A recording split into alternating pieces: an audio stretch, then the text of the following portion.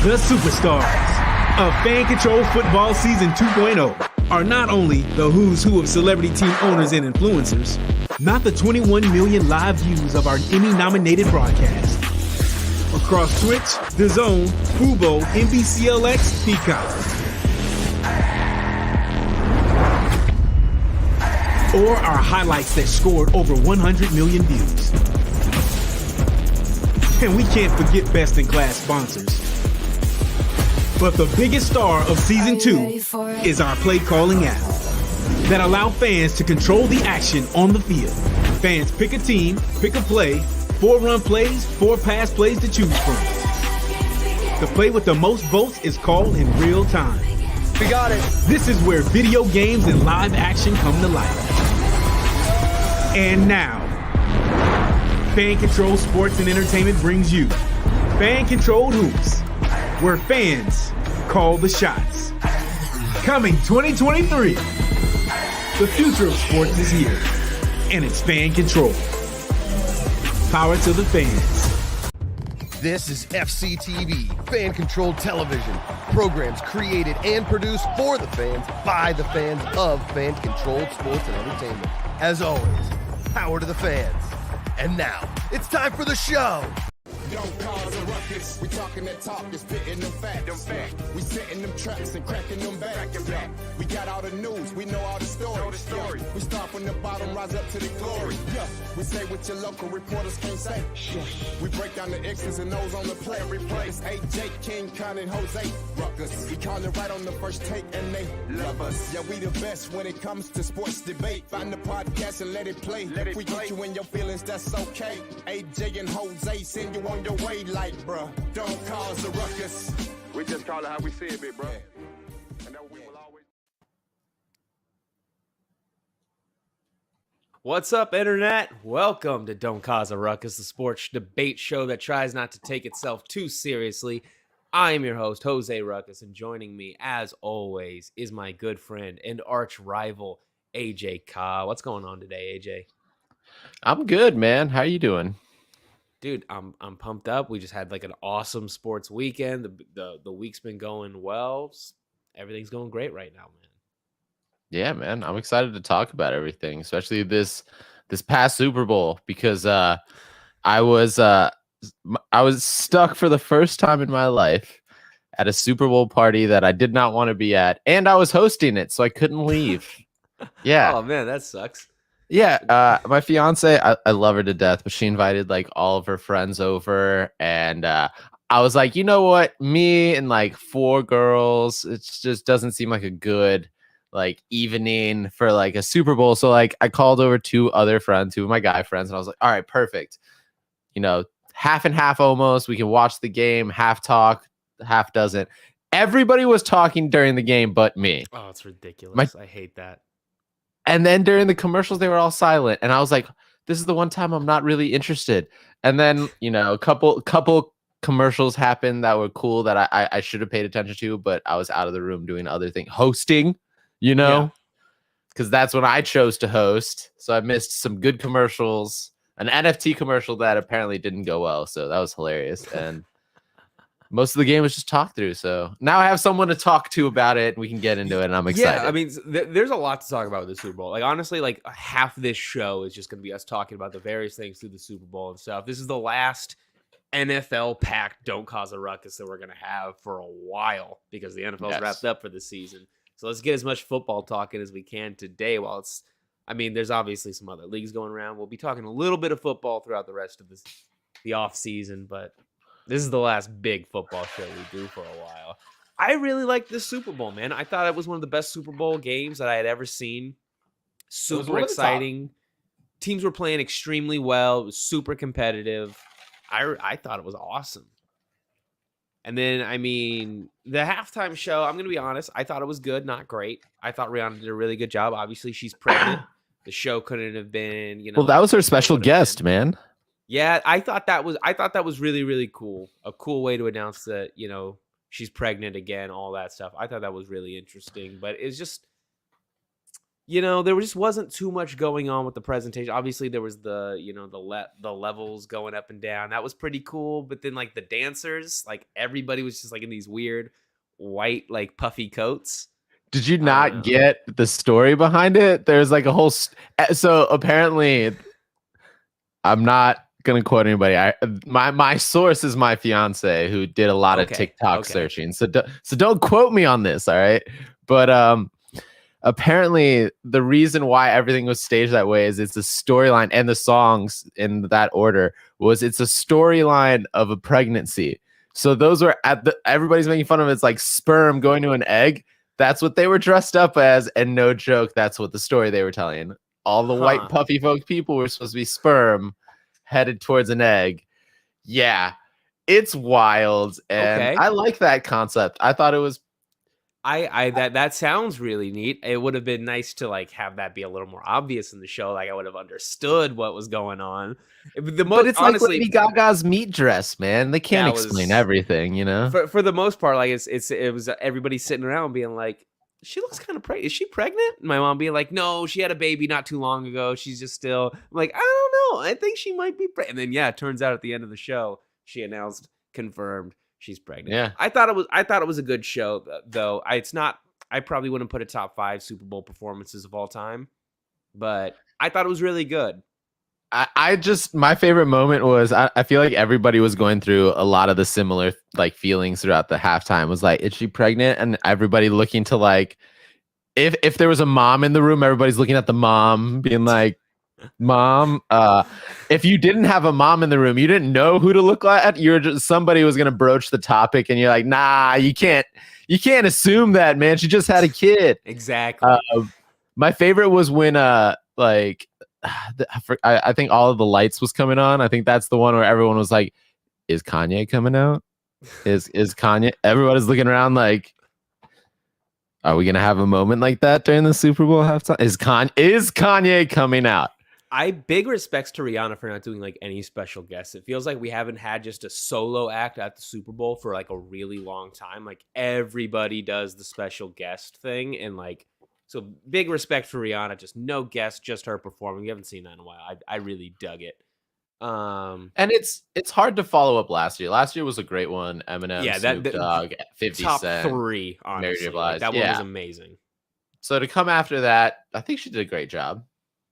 Who do you have like number 1 all-time halftime show? Oh man, honestly, I'm gonna be real. I'm gonna take last year's number 1 probably. Last year's is number 1. I think I have last year's at number 3. I think. Who's your number 1 then? Number 1's Prince, dude. Prince is great. I would think he would be. I think he's my number 3. Okay. Well, so I'm a huge Prince fan in general. Like Prince, like top 5 favorite recording artist of all time. I love so that's Prince's different. Music, and just like that performance, he played a Foo Fighters song, dude. That's so cool. True. But that's why I put him at 3. I'm not a huge Prince fan, so that's the difference there. Yeah, I guess that's fair. But yeah, Rihanna, she killed it. I really liked it. She did a good job. Yeah. Any other like general thoughts about the Super Bowl? Like we said, I thought it was one of the best Super Bowl games we ever seen. Like Jalen Hurts just played out of his mind. Like I had Jalen Hurts. Like I thought, you know what? I thought he had a really good year. I thought he really proved himself as a quarterback. But I still didn't have him in the conversation of like, oh, this dude might be like top 5 in the league. After this game, the throws that he was making, the plays he was making, like, this dude might be one of the best in the league. Honestly, I'd be surprised if the Eagles aren't back at the Super Bowl next year. I think they have a team that's built for that. There's going to be some change in the offseason, obviously, but like you said, Jalen Hurts, man. I think he's a top. I think genuinely, I think the top 3 right now: Josh Allen's, Mahomes, Jalen Hurts. I'd probably put Mahomes first, then Josh Allen, then Hurts, but I put like Hurts and Josh Allen almost same level, man. I think I might put Hurts at number 3. They're all very close. 3 or 4, depending on like, because I would have to throw Joe Burrow in my top 3 probably. He's just Joe is 4 for me. Yeah, it's honestly like obviously Patrick Mahomes is number 1 at this point, right? Yep. Like it's just you can't debate it. Everybody knows he's the best quarterback playing today. But those 3 guys like Josh Allen, Joe Burrow, Jalen Hurts, like the separation between them, how good they are, it's like it's so like you could really put them in any order you want. And I don't think anybody other than like a fan of that team is going to be like, that's ridiculous. Exactly. Like they're all just extremely talented. It's crazy. Playing like it's one of the best like eras of the NFL right now. Just the level of talent that's in the league. I mean, I think if Lamar Jackson goes to a good team, I think he can jump up there if he's surrounded by the right people. But yeah, I 100% agree with you. I think I do think that Mahomes is on another level compared to everybody else. I think he's just one like step above everybody else. I also think that Kansas City has done a good job building for him and around him, especially having Travis Kelce. That's the Gronk to his Tom Brady right now. And I said this yesterday. I genuinely think that Mahomes, if he stays with Kansas City and Kansas City keeps what they're doing, especially if Andy Reid's, he doesn't look like he's leaving anytime soon. No. Like I do think Mahomes has the potential to get more rings than Tom Brady. I know that's ridiculous to say, but the dude is young. He's doing good. He's got 2 rings already. Like he's been just playing in the needs league 5 5 years. He's been to 3 Super Bowls already. It is like honestly, like I don't know if he'll get as many rings as Tom Brady. That's just winning a Super Bowl is extremely hard to do, right? Like when you look 100%. at some of the greats that we have in the league right now, Aaron Rodgers, Drew Brees, Russell. These are all guys. Peyton Manning only got a couple rings. Like winning a lot of Super Bowls, even winning more than 1 Super Bowl is extremely hard to do. The fact that he's already at 2 is ridiculous. But yeah, like you watch the second half of that Super Bowl, and it's just obvious that this is the best guy playing the quarterback position, like skill level wise, maybe ever. Like this, his playmaking abilities, just damn near like nobody to compare him to. It's insane. Even injured. Yeah, I mean, when he took that tackle, fell to the ground, limped off the field, I thought the Eagles were up double digits at that point. It was like, this is over. The Super Bowl's over right now. And then he comes back out and literally they didn't punt in the second half. It's insane. No. He was perfect. It's it was one of those situations where like I was watching the game and everybody was paying attention at like big moments, but like halftime, everybody was like, oh, Rihanna. And then the game started and I was like, you know what? Watch. Because everybody saw Mahomes go down and not come back. And I'm like, I bet you he's going to come back and he's going to be dialed in. Something happened. That's the difference, I think, between him and all the other guys is that he has that Super Bowl like killer mentality. He's been to the Super Bowl 3 times. He has a young career. It's 5 years in, like you said. 3 times to the Super Bowl, wins 2 of them. He has a playoff killer mentality. And I think as long as his ankle doesn't be a persistent bother to him, I know I'm being ridiculous saying it, but I don't see it being too far-fetched to think that he can match or surpass Brady. Yeah, I mean, you saw it last year in the AFC playoffs with when they went up against the Bills, and they had less than a minute to score to beat the Bills, and he made it look easy, dude. Like this dude's when he turns it on, and it's winning time for Patrick Mahomes. That's what he does. He wins. It's insane. I'm just saying that one loss and the 1 Super Bowl he had to Tom Brady, it was in the script, man. Somebody came up to him at halftime and was like, hey, man, pull your throws. That's in the script. You got to follow the script, bro. Well, if you want to talk about excuses for people leaving the Super Bowl, we got plenty for this Super Bowl. So let's get into the first one, which is people are extremely upset about the conditions of the field during this Super Bowl. People were slipping and sliding all over the place. The grass, they used this experimental golf grass that they had been preserving all year, and just like I texted you about it mid-game. You did, yeah. We were literally texting each other mid-game. We were just like, this field condition, everybody's falling all over the place. It was like everybody could see it. It was ridiculous. There was that moment where the kicker like kind of like went over and like twisted his ankle. It looked like a bit like the field conditions were generally really, really questionable in this Super Bowl. It's kind of bad, man, for this to be in the biggest game of the year, the field conditions to be that bad. So my favorite part about this is like afterwards, you sent me this ESPN article about the conditions and everything as soon as I started complaining about it to you. And then it made me the next day go do research on the field and everything. And I saw this Twitter chain of a reporter like explaining in detail how the expenses and like the extremes they took to take care of this field. Like not a lot of people know it. There's 2 stadiums in the United States that have the ability to, and their field is on a track. So they have the ability to pull their field out into the sunlight outside of the dome and let it sit outside. So this is Arizona and Las Vegas are the only 2. And they went out of their way to bring golf grass here. The guy who did it, he has done every single Super Bowl. And this was his, he's 90 years old. And this was the first year he allowed someone else to take over like the main control of it all. And my favorite thing about it was there was this reporter who wrote this long, expansive thing, like I was saying. And right before the Super Bowl happened, it was like, this guy did so long. He's called the sod father, like this, that. Made it like a really heartfelt story. And then afterwards, he posts a meme of like the one with Homer Simpson sliding into the grass. Because I believe he's retiring at the end of this. This was his last. This is his last one, yeah. He's so going out the worst he ever has. Well, because he was like handing over the reins, so it was like not all his, but yeah, that reporter was like, I shouldn't have brought this up. I brought too much attention to this old man. Like, man, they were going after this experimental. Like they had seen that this grass had how it performed at this golf tournament, and they were trying to replicate that. And they were breeding this grass specifically for this game. And honestly, it's probably not even the grass and the groundkeeper's fault, because there was these other articles that I was reading about how the constant like setup and preparation for the Super Bowl deteriorated the center of the field, bringing out the halftime show. They have to practice that. They do a full rehearsal before the Super Bowl, so that stage has to be out there. Normally, Super Bowl the last few years been played on turf. Not a big problem to have this big stage on turf. That's not going to mess it up. But when you do it on grass, it's going to tear up the grass, especially in that middle section. That's exactly what happened. It reminded me of, we had a couple games this year, like the Seahawks against the Buccaneers, where they played in Germany or England. They played on soccer fields, and the conditions of trying to play football on a soccer field, it's terrible. It looks exactly like the Super Bowl. I know the players like playing on grass. I know there's a lot of talk about that grass produces less injuries than playing on turf, and that turf is really hard on the players and stuff. But do you think, like, going forward, the Super Bowl, given that they have to do this halftime setup that's going to damage the grass and everything, do you think they should be going with grass, or do you think they should go back to the turf? No, I think they should stay on grass. I think they need to do whatever is possible to like prevent players from getting hurt.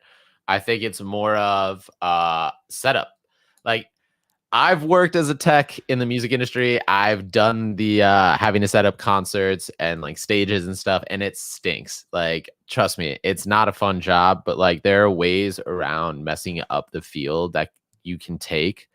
Even as so much as just laying down like foam padding below what you're doing, or like putting extra layers of rubber. Yeah, it may leave indentations and change the field placement and stuff, but it's better to maybe have a couple slips and slides here, like a sprained ankle, rather than breaking things or hurting something. You know what I mean? Like, if players have said time and time again they prefer playing on grass, I think it's more on the groundskeepers coming in to find grass that's a little more stable and understanding the conditions that, hey, you're gonna have a concert on it. It needs to be, able to take a little wear and tear.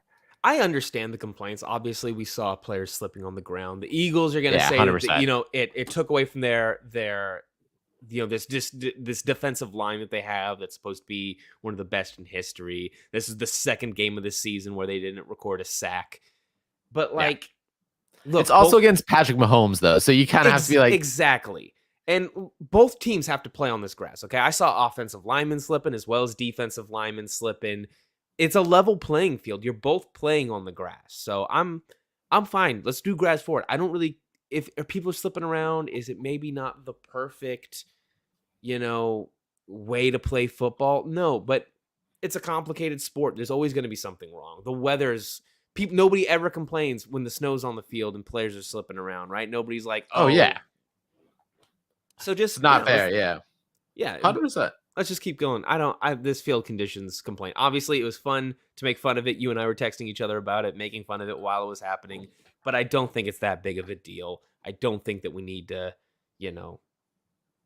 change anything going forward. I like them doing it on grass. I think it's fun. The other big controversy coming out of the Super Bowl, very obvious one, It's a controversy coming out of damn near every single NFL game that I watch these days. There was a call towards the end of the game that people didn't like, a holding call that may or may not, I really don't think it did, determined the outcome of the game. AJ, Yeah. I know that you're big, hashtag NFL Fit, the script, all this stuff. Talk to me about the holding penalty. Tell me your feelings about this holding penalty. No, I joke a lot about the script and stuff, but this one was one of the rare occasions where, like, you know, there's no reason why people need to be up in arms about it. Like, the player himself literally said he was holding. Like, if he admits it and he's like, I got jersey, like a handful of jersey, there's only so much that we as the viewer can see. One of my favorite things about Magic is there's this like, and I'm not joking, I love Magic, like David Blaine, Chris Angel. So we're getting into that. I'm throwing that in from time to time. But one of my favorite quotes from David Blaine is never trust what you can see. Like, everyone's like, trust what you can see. You trust, you can believe what you can see, right? And he's like, never believe what you can see. And the reason why, it's because your eyes cannot perceive every slight thing. Sometimes your brain sees something and fills in the moment. Like, what your eye actually seeing and what your brain is telling you are two completely different things. So to me, if the player in the moment is saying, I held, it was a good call, and both players are saying that, even the guy who got the call on him, there's not much you can do or complain about. Like you said, I don't think it was a situation where it changed the game completely. I feel like, you know, penalties were called on both sides. Penalties were missed on both sides. Exactly. Yeah. And I think you brought like the perfect point up before. It's like, you know, you can't complain when you're on like a bad field. You're both in the same, you know, you're both dealing with it. You're both on the same conditions. You can't complain when there's snow on the field. You're both in the same condition. And you can't complain about a bad ref. You're both in it. You're both getting bad calls and missed calls. Like, if it was, you know, heavily favored on one side, I have no stakes in the game. Yeah, I was rooting for Kansas City, but like, I could care less. It's not like it was the Falcons, you know? If it was the Falcons, I'll be completely biased. If the refs were one way or the other, I don't care. I'd call it the other way. But this is a situation where I had no stakes in the game. It seemed like a very evenly called game. People are upset because, you know, it was a pivotal moment, but it was a right call. And if they didn't call it, fans on the other team, on Kansas City, would be like complaining just as much as Philly fans. I also don't think that it's as pivotal as people are making out to be. It's really like let's be real here. All you had to do was make a defensive stop. That's all you had to do. A single defensive. You went into the second half with a double-digit lead. Kansas City did not punt at all during the second half. In fact, they scored 14 points in less than 3 minutes to start off the half. Like, you just got beat by them. And I mean, yeah, you save a minute in time on field time. That is a big deal. You know, a possible late in the game, maybe they have 3-4 plays to try to make this drive and get down there and score, but you just have to deal with it. I don't know what to tell you. You can look at, you know, the touchdown that got literally on the field called a touchdown for Kansas City, the scoop and score fumble that got taken off the board. I don't hear anybody complaining about that. There's this catch from Dallas Goedert that, you know, I mean, maybe it was a catch, maybe it wasn't. I kind of didn't look like a catch to me. Nobody's complaining about that. It all comes down to this one hold that happened when the game was basically already decided. So I'm sorry if you're here hoping to hear us complain about the rest today, because we're just not gonna do it. It happens rarely that we complain about the refs, but when it does, it's usually when one of our teams is playing. Yep. Yep. It's different. It's definitely different then. We have another topic to go into this holding call, because yesterday, Valentine's Day, JuJu Smith-Schuster, he woke up with violence on mine that day. He didn't wake up with love. No, he did not. JuJu Smith-Schuster put out this tweet that really had people upset. Now, personally, I saw this tweet by JuJu Smith-Schuster. I thought, you know what? I thought that was pretty funny. I moved on with my day. And then just about an hour or two later, I checked Twitter again. And what, lo and behold, everybody in sports media is clowning on JuJu Smith-Schuster for tweeting out just a funny meme. People are getting so upset about this. It's ridiculous. There's all this talk about, oh, JuJu Smith-Schuster, you have more TikToks than you had touchdowns. What the hell does that have to do with it? This guy's a champion. He just won a championship. Let the man have a moment. Let him talk his shit, man. This dude just won a championship. He's on the best team in the NFL. AJ Brown complaining. Dude, this AJ Brown tweet in response is just whatever to me, dude. Like, just who cares, man? AJ, what did you think about this? I mean, I thought it was funny. I'm gonna be honest. Like, I understand that these are grown men playing a grown man's game. But you're right, man. The guy just won the Super Bowl. Like, people are upset with you for a holding call like that really didn't matter. Like, your entire, like you said, we were just explaining every reason why. Like, it's funny. It's funny because it was a moment that got blown out of proportion. And this is another moment that's getting blown out of proportion. Like, the man made a joke on Valentine's Day where, like, everybody has terrible Valentines made of him. It would have been funny if AJ Brown found one about, like, JuJu doing something. Or it would have been better if he made one of JuJu being a TikTok boy after your heart or something. That I would have laughed at, you know, like, but it's just like, it's okay. It doesn't matter. So Tech9 in the chat. This is what really pissed me off yesterday, okay? And I'm going to go into this now. Because AJ Brown says this in his tweet. I saw LeGarrette Blunt tweet about this. Tech9 saying in our chat, JuJu's not good enough to be coming at these people. He's a subpar receiver. Let me tell you what. The Kansas City Chiefs... superstar. What are you talking about? The Kansas City Chiefs do not win the Super Bowl without JuJu Smith-Schuster. And I'll tell you why. Because the Kansas City Chiefs, for years now, ever since they faced the Bucks in the Super Bowl, have been struggling to come over like the top of these shell coverages that they've been seeing. They've been trying to go over the top, forcing the ball. Patrick Mahomes had so many interceptions since they started going against these shell coverages. JuJu Smith-Schuster entering this lineup saved the offense, giving them this ability to dump it off to a talented receiver underneath has been the thing that they've been missing for 2 years. And honestly, if the Chiefs had JuJu Smith-Schuster last year, they would have won back-to-back Super Bowls because he's that good in this offense. Just because he's not scoring touchdowns, just because he's not getting enough yards for you, he's playing a role in an offense that's extremely complicated, and there's very few people who can do it better than him right now. I mean, you also got to take into consideration the man really took over Tyreek Hill's position that was left this gaping hole. And not only did he take that over, he managed to handle it in a proper way. Like, the man did his business and got his points. He wasn't asking to be the number one star. He wasn't asking to lead, but he filled in what was necessary. He was a role player that needed to be there and helped him win the Super Bowl. And a lot of people don't realize that on the Steelers, JuJu was a superstar. Like, the Steelers didn't do well in and of themselves because Steelers are going to Steelers the last century or so, you know. They were good, 80s, 90s, not for a long time. But like, JuJu held his own over there, and that's something that, like, I had him on my fantasy team for years to come. Like, since he was, I think I had him since he was a rookie. The guy played well. And, you know, as soon as he came to Kansas City, I was excited to see him. I thought it was going to be an offense he could excel in, and clearly he did. And I thought Mahomes was one of the few quarterbacks that saw the potential in him that a lot of people don't. So I agree with you 100%. Like, to all the people that are saying JuJu's lame or he's not good, in my opinion, the man may not be a superstar, but he's a champion.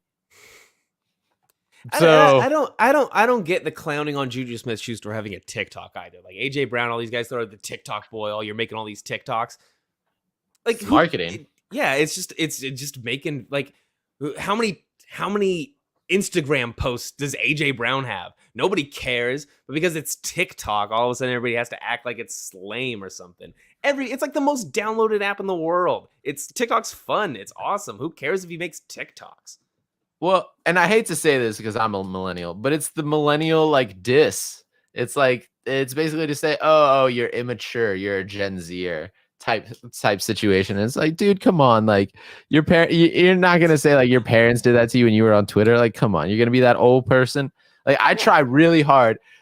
The only reason why I say this is because I remember a Simpsons episode where Homer Simpson was like, I'll never be, the old person. I'll always love music. You're gonna be the one that goes gets old and like whatever. And then he like turns into like Bart and he's like, someday it'll be you. Someday you'll realize that you're the old one. And then like now, like as a kid, I was like, that's never gonna be me. I'm like getting older now, and I'm like listening to new music. Man, it is happening. So this is a terrible joke. Don't make fun of people on TikTok. I'm trying to get into TikTok. All right. I love TikTok. I think it's great. It's just like it's like back when Twitter was Twitter, and it was you have Twitter. That's Instagram. You're posting on Instagram where you taking pictures of your food on Instagram. That's the level of jokes you're bringing here when you're like making fun of JuJu Smith-Schuster having TikTok. It's lame. Get past it. Well, it's like you kind of got to think of it like the way I'm looking at it is it's a social media for videographers. Like Instagram was meant for photographers. Twitter was meant to get your feelings out more for like, just instant like diary type situations. And now TikTok is the videographer's social media. And like, I never looked at it like that. Like I always saw it as like, Gen Z, gross. But now I'm like, you can separate yourself with some good video editing. Like that's kind of my bread and butter. So there's genuinely some very, very good content on TikTok. Yeah. And yeah, I'm all about it. I'll tell you something that I'm not all about, AJ, which is Aaron Rodgers doing another dumbass thing. This dude's locking himself in his house with no lights for 4 days as part of a darkness retreat to help him clear his mind, help him move forward, make a decision about if he's leaving the Packers, what team he's going to get traded to.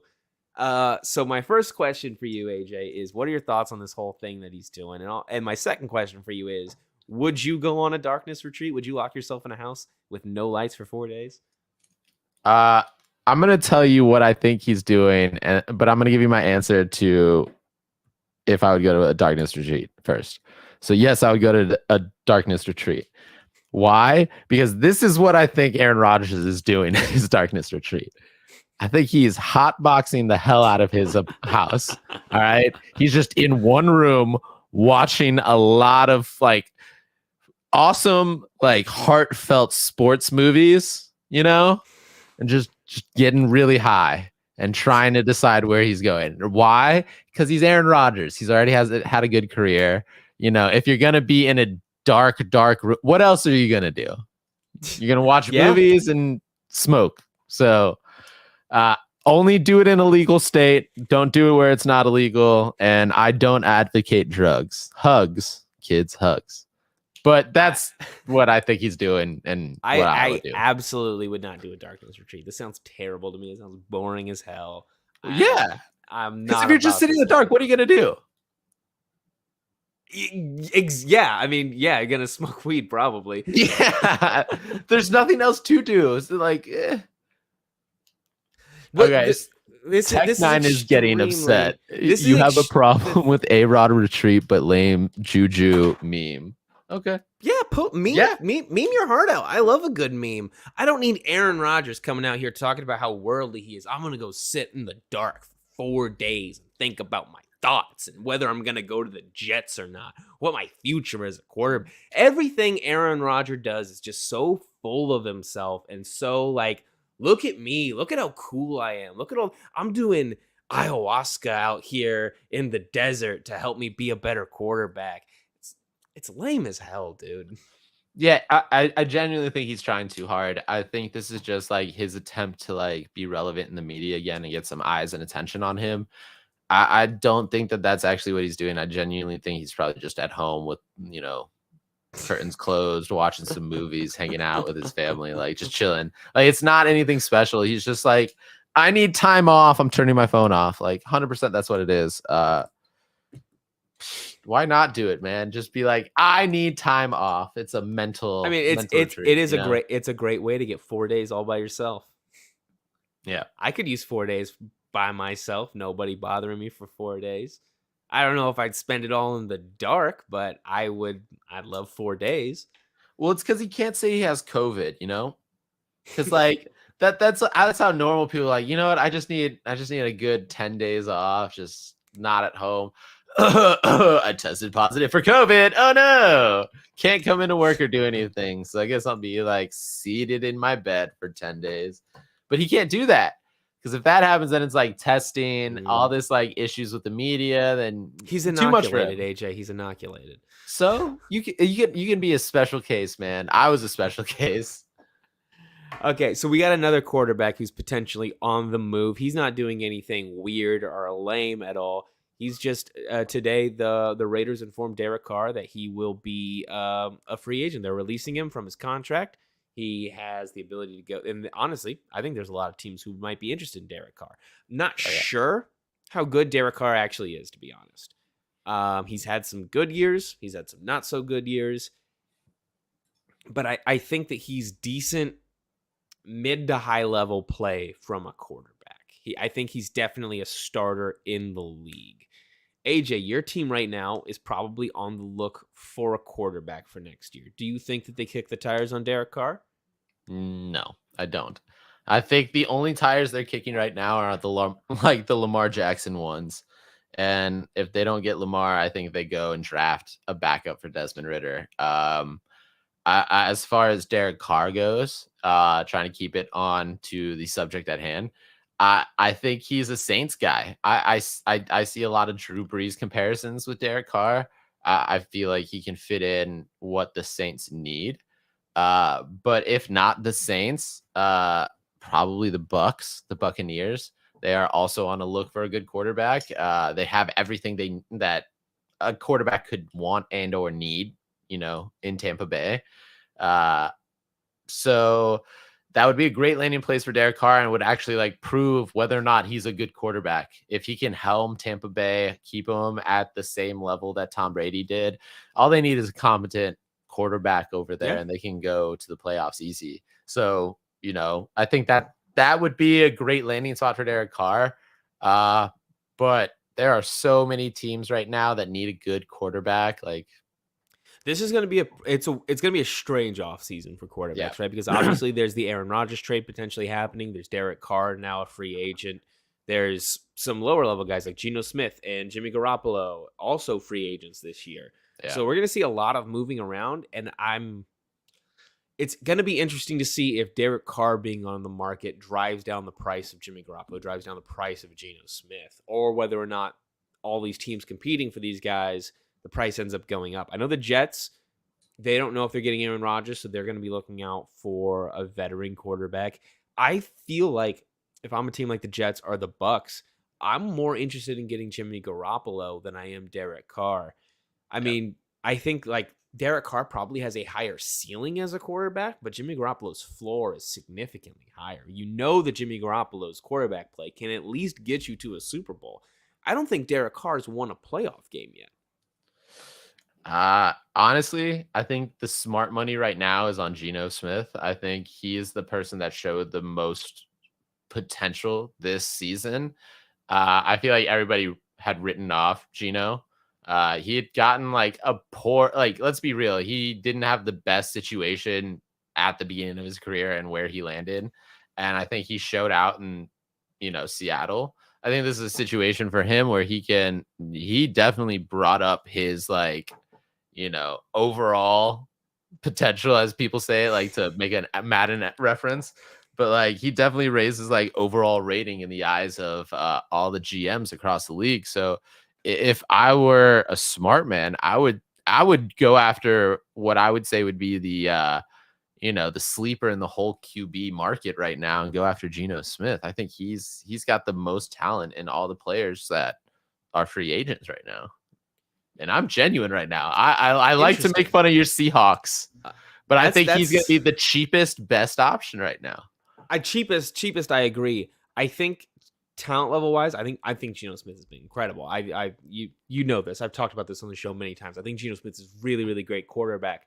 But I don't think he's a quarterback a lot of teams are going to be super interested in because there is this. He's only done it for 1 year, right? And he's been in the league almost a decade now, and they've only seen 1 year where he was genuinely really good. I do think the teams like the Jets, the Saints, the Panthers, they're going to be more looking at Derek Carr. They're going to be more looking at Jimmy Garoppolo because these are dudes that they've seen in the playoffs winning. Well, not Derek Carr, but you've seen Derek Carr have these crazy stat years where he looked like a top 10, maybe even getting into the top 5 early in his career when he had Amari Cooper, where he looked really, really good. I do think this year has hurt his value quite a bit because he wasn't able to do it with Devontae Adams. Yep. But I think Derek Carr, other than Aaron Rodgers getting traded, I think Derek Carr is going to be the guy that teams go after the most. And that's why I genuinely see him ending up in New Orleans, because you got to think with Kamara over there, with Thomas over there, that's a team that could definitely use somebody like Derek Carr. I think they have, that they're what I'm trying to say is, and I keep messing up and stuttering, is New Orleans has a love for like Drew Brees that I think Derek Carr would want and need. I feel like he has felt like he hasn't been accepted in the Las Vegas organization these past year and like the Raiders organization as a whole. And I feel like he would definitely enjoy that whole atmosphere that New Orleans has. I also think that they're set up perfectly for him. I do agree. I think he has a higher ceiling, but if I were, like I said, I'm just gonna keep praising Geno Smith here, and I know it's rare for me, but the man was at the Jets and the Giants to start his career. He had one season with the Chargers, didn't do much, which can you blame him? Look at the Chargers, and he killed it in the one place that nobody expected him to. And I genuinely think it's just because he had some pieces there that knew how to play together. I feel like if you put him on a good team with good pieces, Geno Smith can thrive. But like I said, he's going to be the cheapest best option. I think honestly, teams need to consider him harder than they are. I think I genuinely think the Saints need to up their ante on going full hard for the Carr. Jimmy G, I don't understand why everybody likes him so much. Yes, he's shown that he can take a team to the playoffs, but he's shown that he can't win the playoffs, So to me, it's just like, why? Just why? Okay, well, I think that's going to wrap it up for our NFL talk today. And I mean, that concludes our NFL coverage for the season. We are officially, Don't Khahs Ruckus is officially in the NFL offseason now. But we still got a couple more topics for you here. Like today, yesterday, really, Antman reviews started coming out for Antman 3 Quantumania. And AJ, they're not that good. Nope. Right now, Antman and the Wasp Quantumania is sitting at a 51% on the tomato meter with 166 reviews in. This movie is not what people are expecting when they, there was a lot of hype for this movie, that this was going to be the movie that got the MCU back on track, set up the new Thanos level villain, get everybody synced in, ready to go into the Avengers. And so far, the audience hasn't got to see it yet, but the reviewers are not super into this movie. And typically, Marvel films review pretty well on Rotten Tomatoes. AJ, are you excited for this movie? Or do you now do these reviews sort of make you think oh, maybe I don't go see this? I mean, we've talked about it before when the trailer first came out. I was going to say we're not excited, but I'll talk for myself and not put words in your mouth. I haven't been excited for Marvel movies post the last Spider-Man. Just because I knew the last Spider-Man was going to have Tobey Maguire and Andrew Garfield, and it was going to be very nostalgic. But after Endgame, it's just felt like a lot of the MCU has been thrown together. It's been just trying to keep up with the demand that they have, instead of focusing on writing a good story or creating a story or timeline that is, creative. Or I'll be real, they've tried to keep it as close as they can to the comics, but in a way that I feel like is disingenuous to the fans. It feels like they're just overworking their studio effects teams to pump out media for us. And sometimes, like She-Hulk, it feels disingenuous. So I think we said it both. We're a little not excited for this, just because it's hopefully there'd be better writing to it, because they're making it seem like it's the flashpoint of this new series. This is the crux of how everything comes to be. But I feel like Kang the Conqueror as a whole, when he was introduced in Loki, having your next MCU villain be introduced in a like Disney Plus show, I think is a poor choice to begin with. So I think that's going to cause, like, that's going to be a bigger issue than people expected it to be. Having said all that, I think this is great purely because everyone is raving about the Flash movie that's coming out. So if an MCU movie stinks and the new Flash movie is great, James Gunn is on his way, and then the DCU can be great. So okay, so I'm not super. I saw the Flash trailer. You're not excited? It's exactly like what I wanted it to be. It's going to be the Flashpoint. They're going to change everything. This is going to be the turning point for the new DCU. That is interesting. I'll tune in after the Flash. Michael Keaton. Change everything up. We'll hear how the reviews are in this. Then I'll decide if I go see this movie. They say it's the best superhero movie of like the new age. Like that's a wild statement after Endgame and the last Spider-Man. Like that's a wild statement for critics to say. They get to decide what the new age is. The new age could have been, this is the best movie since last year. I mean, still, that's a lot. Like last year's superhero movies weren't like, top tier, but we had some good ones last year. I'll tell the main thing that makes me not excited for the Flash movie is the same thing that makes me not very excited for this Antman movie, which is that I think it looks visually, I think it looks terrible. I hate the way that they light these movies. I hate the way that they shoot these movies. Just like it's the high, wide, and stupid, and like just the lighting in movies these days. I'll tell you what, man, just not what it used to be. And like I just can't like. Put some effort into making these movies like look like movies, man. They all look like made for TV shit. And like Ant-Man's the worst of it, man, because you look at the trailer for this movie and like you can tell it's just a bunch of people standing around on a green screen stage. Like it doesn't look like a single thing for this movie has been built practically. Sometimes it doesn't even look like people were in the same room together when it was shot. Like, yeah. That's the best thing about modern movies though, like Avatar and yeah. Well, I mean, Avatar, like, yeah, the entire thing's CG and all that stuff. But like, I don't know, like, did you see the special effects guy sat on that podcast and did broke down the shots? Yeah. The stuff they're doing for that movie, like they're putting so much work to make that thing look good and to make it not like you're staring at a bunch of CG. Marvel is just like slapdash.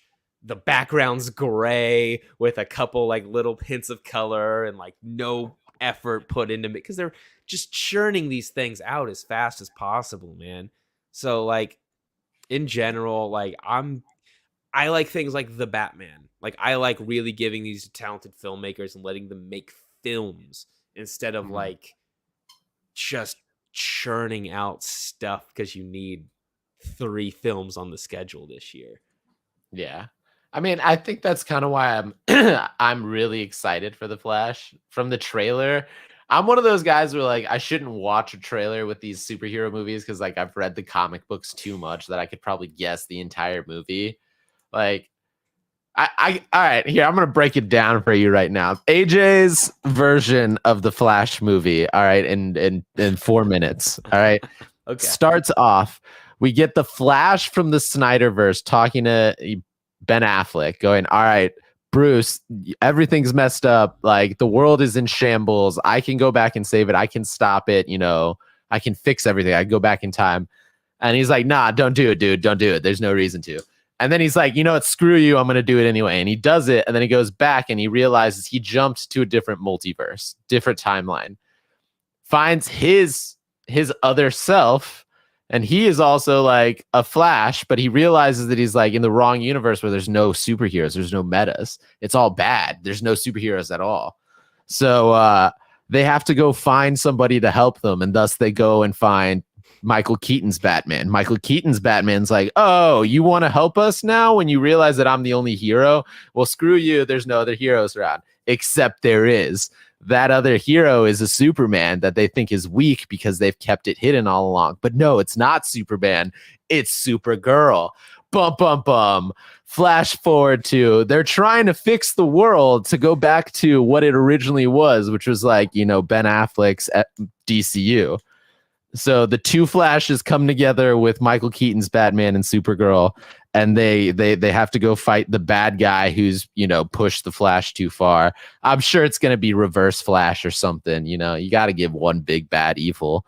So then they're all fighting this one guy who screwed the Flash over because he hates the Flash for God knows what reason, and it all ends with the alternate universe Flash dying at the hands of, Reverse Flash. Zack Snyder's Flash goes back forward in time with the help of Michael Keaton and Supergirl. And then he goes back, but things have changed and everything's similar, but not the same. Like Batman's a whole new actor. Superman is a whole new actor, but you see Jason Momoa or Gal Gadot there. And it's like, yeah, it's the same, but like the Flash's suit is different. The Batcave looks a little different. There's a different Batman. It's like, Barry, what happened? And then it's like, oh, you don't remember? And it's like, no, you're the only one that remembers. And that's how we get to the new universe. And then when he takes the cowl off, it's not Ezra Miller. It's a new actor. Boom. That's the end of the movie. I think this entire thing is unnecessary. Do we really need a movie explaining that we're changing actors and there's a new We didn't need the Flashpoint comic, okay? And I don't even know if people remember this because it's like it seems like a lot of people weren't reading comics back in the day. Flashpoint wasn't supposed to reset the DC universe. They just decided that they wanted to reset the DC universe and Flashpoint was already going, so they just tacked like 3 pages onto the end of that book. But see, that's the beauty of what this movie is, because that's the exact same thing that happened, but with a movie. They're like, oh, we're going to switch the whole universe up, bro. And we decided that after the movie was already made. So let's make the movie work for us. Yeehaw! Ridiculous. I'm done I with love it. AJ, we're going to close out the show with a game we like to play every week called Off the Top 3. AJ and I are going to make top 3 lists off the top of our head. I don't know the subject AJ's got for me. AJ doesn't know the subject I've got for him.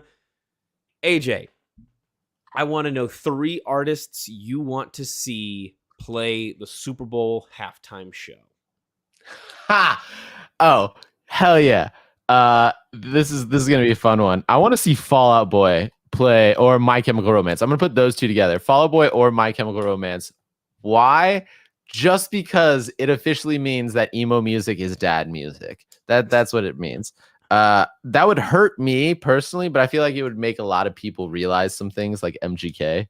But yeah, I think they're getting old enough where it feels right. Foo Fighters, I think, should be another one. I think they've deserved it. They would be a great one. I wish it would have happened before Taylor Hawkins' death. Yeah. I think they should have done it immediately after Taylor Hawkins' death, because then it would have allowed multiple, guest appearances on drums, which could have been cool, and it would have been nice, farewell to Taylor Hawkins as well. Have his son play My Hero at the end to end it off. Could have been great. And then last, just to piss people off, I just want a bunch of holograms, man. Give me Tupac, give me, Prince, give me Biggie, all singing at the same time, and have it be alongside somebody like everybody hates, like Logan Paul. Like, have him come out with like a song where he's just doing that. Why? Just because somebody needs to get canceled for a Super Bowl halftime. Just because I got to see it once in my life. It'll be funny. I don't like Logan Paul, so that's a good one. All right. I would say, what they should do is, instead of giving it to the Foo Fighters at this point, they should just give it to Dave Grohl. And then you can start it off and do, because Dave Grohl's got so many different eras of his career and so many friends in the music industry that you could do, you could have them play a Nirvana song and then, have Them Crooked Vultures come out, and then have the Stone Temple Pilots come out, and then finish off with the Foo Fighters. And so, Dave Grohl's done so much stuff that if you just gave a Dave Grohl halftime show, I think that'd be pretty sweet. Okay. Man, I don't know if we've done this before, but I want to ask you, like, how about let's do this. 3 actors that you would wish would enter the DCU and the characters that they would play. Oh, okay.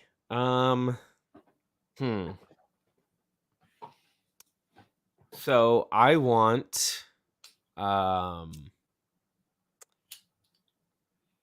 Bryan Cranston to play Lex Luthor. Ooh, I want that's great. That's a good one. That's a really good one. I want Because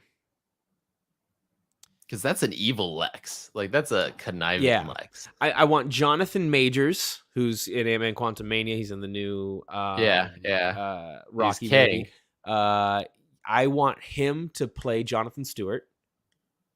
Okay, yeah. Green Lantern. Yeah. That's a good Jon Stewart casting, yeah. And then Ooh, yeah. You can see him as a military man. You know who else he could play too if they ever got around to this was Mr. Terrific. He'd be a great Mr. Terrific. I think he would be a better Mr. Terrific, honestly. Yeah. He probably would, but I just don't think they would make a Mr. Terrific movie. It's true. But you never know. James Gunn, he's the type of guy that maybe, you know. Oh, okay. I got the last one. I got to look up her name though. She's from Brooklyn Nine-Nine. Are Stephanie you Beatriz? Okay. Is she who does she play in Brooklyn Nine-Nine? Rosita? Rosa Diaz. Yeah, Rosa. I want her to play The Question. Oh, the Renee Montoya. Renee Montoya, The Question. Oh, that actually, that's a good casting. That's actually brilliant. Sick. That would be sick. Yeah. No, I agree with that one. I think, wow. Yeah, because she's got that like feistiness to her. Yeah, she could really beat the shit out of somebody, and she also plays like then a really cool, calm, quiet person. Yeah, like deadpan. Like, yeah. The only thing is she's too pretty, man. Like, you put her as the Question. Well, it'd be good because when she's the Question, no face. But like when she's, Montoya. That is like how do you do the Question as a movie character? That'd be the thing that you really have to solve. Because I don't feel like a lot of actors would be willing to just be like, I have no face. Right? Yeah, like that would be the hard thing. Like they always say that it's like a little thin fiber, thin layer thing, and how do you do that without making it look terrifying, Yeah. Because in the DC, like the comics and the cartoon especially, it looks awesome. But I feel like if you did that in live action, it would either look like really Uncanny Valley, like CG, or the mask that you would have to put on them would just look really weird. But, you know, we got some talented filmmakers out there. Figure it out. Yeah, you guys got it. Right? All right. Well, I think that's going to wrap up the show for this week. Everybody, thanks for stopping by. If you watched it live, if you're listening at home on the podcast, thank you very much. If you didn't know, Don't Khahs Ruckus goes live on twitch.tv/fancontrolledsports every Wednesday, 6 p.m. Pacific time. It also goes up on podcast services and the YouTube the next day. Just look up the Fan Controlled Sports podcast feed or go to youtube.com/@fancontrolled. And until next time, keep the ruckus to a minimum.